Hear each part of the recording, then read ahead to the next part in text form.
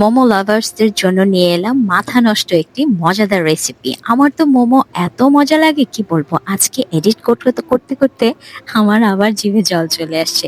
এত yummy tasty একটা মোমো আমি কিভাবে বানালাম, রেসিপিটি দেখার জন্য অবশ্যই আমাদের সাথেই থাকতে হবে।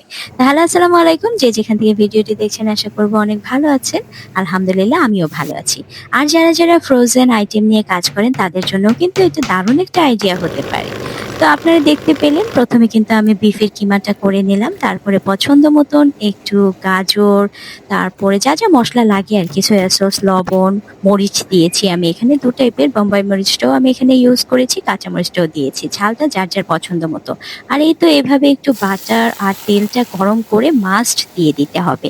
একটু দিয়ে দেবেন লেবুর রস, আর সবজি যেগুলো আপনাদের পছন্দ হবে টুকটাক একটু দিয়ে দিতে পারেন, কোনো ব্যাপার না। আর এই যে মোস্ট ইম্পর্টেন্টলি হেলদি একটা আইটেম সজনে পাতা, আমরা জানি এটার হেলথ বেনিফিট কতটা, কিন্তু কিভাবে খাবো হেলদি ওয়েতে এটার যেন স্বাস্থ্যের গুণগত মানটা ঠিক থাকে, ঔষধি গুণাগুণটা আমরা পাই, সেটা কিন্তু আমরা অনেক সময় বুঝে পাই না। ভর্তা করে বা ভেজে দেখা যায় সেটার অনেকটা পুষ্টিগুণ নষ্ট হয়ে যায়। তাই এভাবে ব্ল্যান্ড করে এটার যে মোমো শিটটা আছে সেটার সাথে কিন্তু মিশিয়ে এভাবে রান্না করে নিতে পারেন। তারপর ডোটা যখন প্রিপেয়ার হয়ে যাবে, কিমাটাও আমি ডান করে রেখেছি মেখে, সেই ফাঁকে আমি কিন্তু চিলি অয়েলটাও করে নিলাম খুবই সিম্পল ওয়েতে। জাস্ট বার্ন করা যাবে না, সেটা একটু খেয়াল রাখতে হবে। টেম্পারেচারটা এখানে মূল ব্যাপার। আপনারা একটু আগে থেকেই চুলোটা অফ করে দিবেন, কারণ তেলটা যখন হিটেড থাকবে এটা কিন্তু এটার হিট প্রসেসটা চালু থাকে, তখন দেখা যায় বার্ন হয়ে যায়। তাই একটু আগে থেকেই আপনারা চুলাটা অফ করে দিবেন। আর এই তো সমস্ত কিছু যখন গোছানো হয়ে গেল, চলে এলাম আমি এভাবে মোমোটাকে বানিয়ে নিতে। শেপিংটা আপনারা যে যার মতন করে নিতে পারেন। আমি এভাবে আজকে বানিয়েছি সেটাই আপনাদের সঙ্গে শেয়ার করলাম। আপনারা আপনাদের পছন্দ মতো অনেক টাইপের শেপই কিন্তু এভাবে দিয়ে নিতে পারেন। এটা ভীষণ মজা, খুবই হেলদি।